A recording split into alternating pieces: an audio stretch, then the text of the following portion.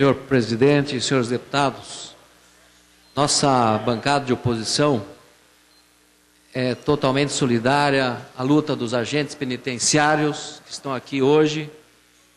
Tenham toda a nossa solidariedade e nosso apoio às causas de vocês. E as palavras do colega Lemos já representam a vontade da nossa bancada, eu acredito, da maioria dos parlamentares desta casa.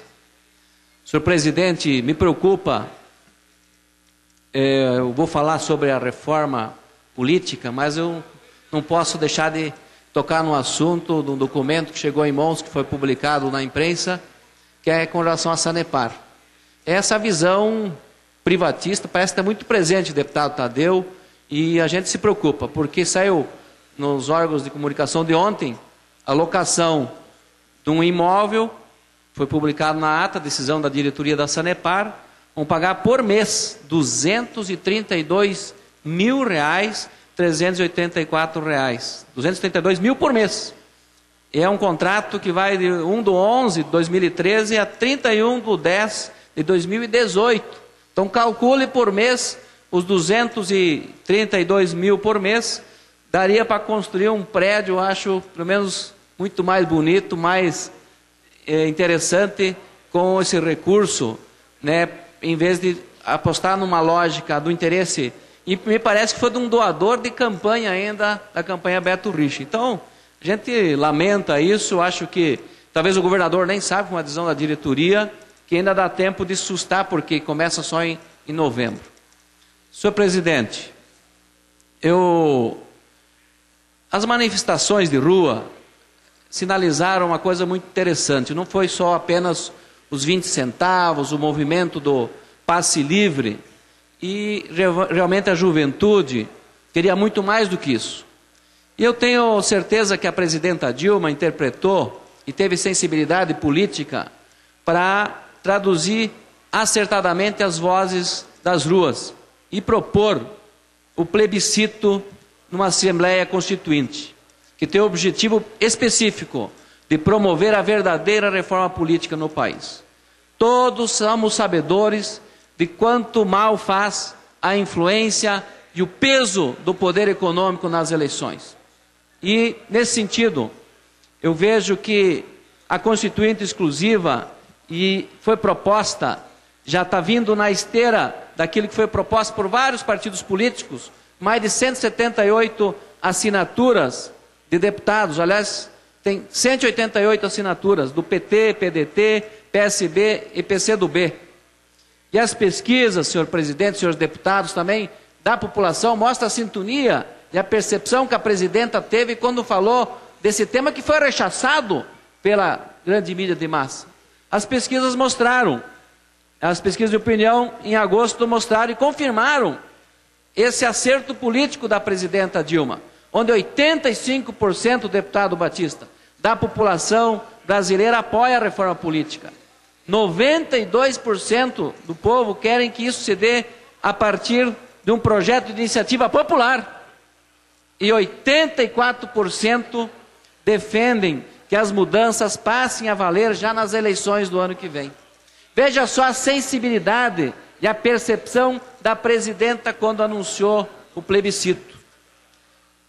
Descendo em detalhes, 78%, senhor presidente, e aí entra a reforma política, 78% do povo são contrários ao financiamento da campanha por empresas privadas.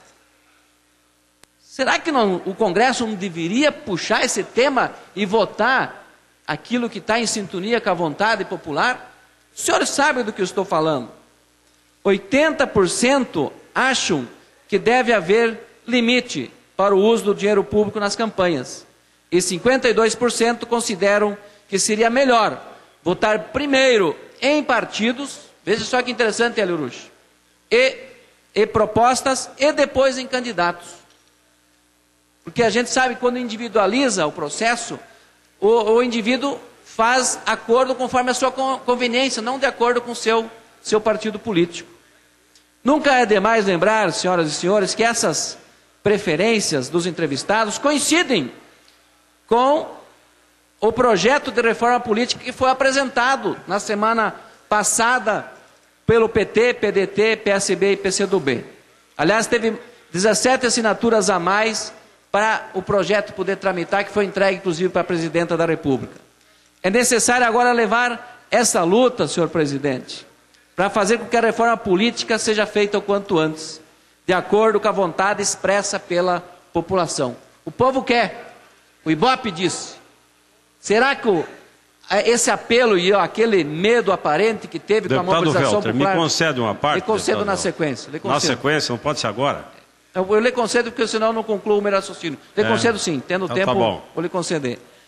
Será que, na época das mobilizações, se tivesse uma proposta e o povo pedisse, conforme o percentual é alto da reforma, já não deveria ter sido feita a reforma?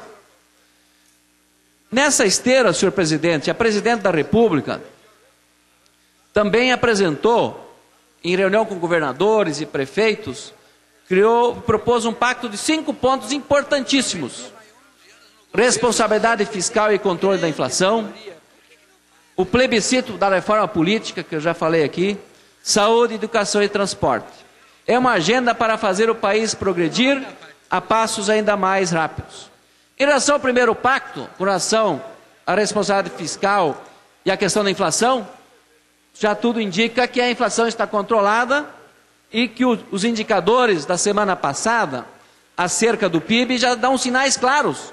E segurança institucional, inclusive, para empreendedores e para o país, que o país vai continuar crescendo.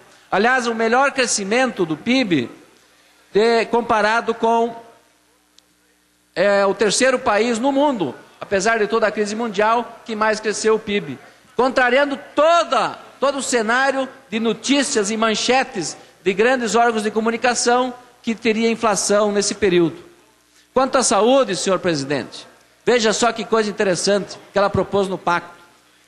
Os investimentos também num pacto com os governadores e prefeitos. O projeto do Mais Médicos tem ampla aprovação do povo brasileiro, tem sido aceito.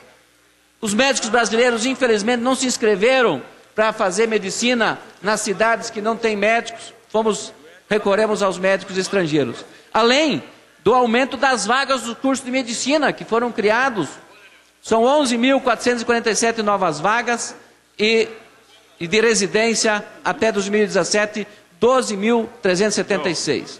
Na educação, senhor presidente, também que é um outro ponto do pacto, a presidenta queria destinar os 100% dos royalties do petróleo. O Congresso votou 75% para a educação e 25% para a saúde.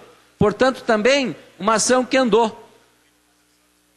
A gente sabe que a educação é a chave para o Brasil superar esses obstáculos e ter um desenvolvimento acelerado com distribuição de renda e inclusão social.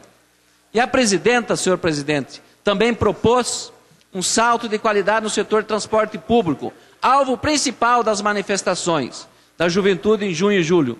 Diversas iniciativas do governo federal já estavam em vigor, como a desoneração fiscal, que permitiu a redução das tarifas de ônibus em 7,23% e do metrô e trens em 13,25%.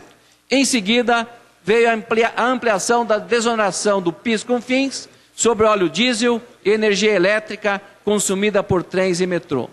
É, na verdade, uma agenda para fazer o Brasil crescer.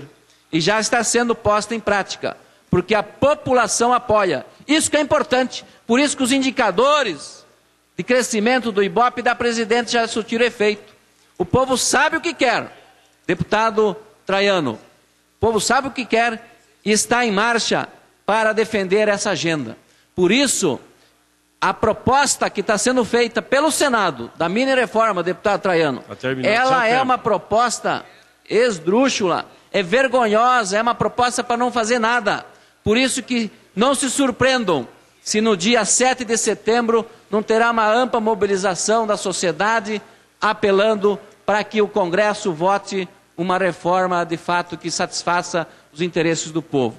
Então, nesse sentido, senhor presidente, eu acredito que o apelo das vozes da rua querem uma reforma política que atenda aos interesses do povo, que diminua a influência do poder econômico nas eleições e façam com que as questões públicas sejam colocadas em primeiro plano, não as questões privadas de terceiros, de amigos.